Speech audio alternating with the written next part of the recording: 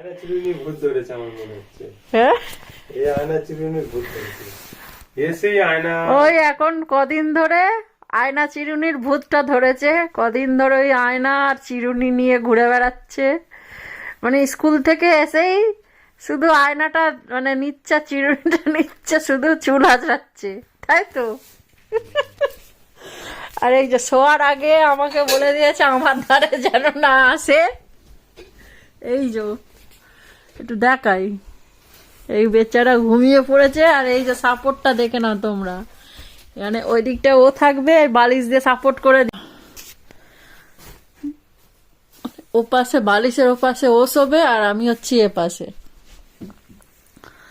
আর এখন থেকে সারাক্ষণ ওই চিরুনি আয়না নিয়ে পড়েছে, আবার পাশে করে রিমোট নিয়ে ঘুমাচ্ছে, যাতে সকালবেলা চোখ খুললেই যেন শুরু হয়ে যায় টিভিটা। খুঁজে পেলো এটা।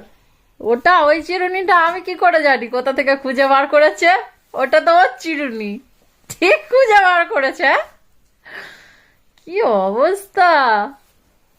এই স্কুল থেকে এসেই বলছিল হোয়ার ইজ মাই কম। আমি দিয়েছি, it's not, that is a different colour.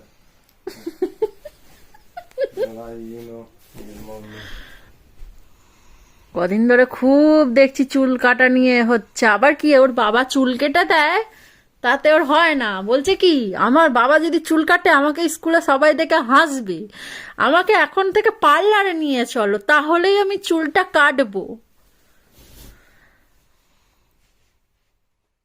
আর খালি বলে আমার বাবার মতো, বলছে আমি দাদুর মতো হেয়ার স্টাইল দেব।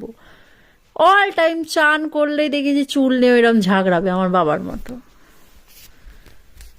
আর এখন এই কদিন ধরে ওই আয়না চিরুন নিয়ে পড়েছে। আবার এমনি এমনি চুল আবার সেট করা হয় না, চুলে আবার জল লাগিয়ে সেট করতে হয়।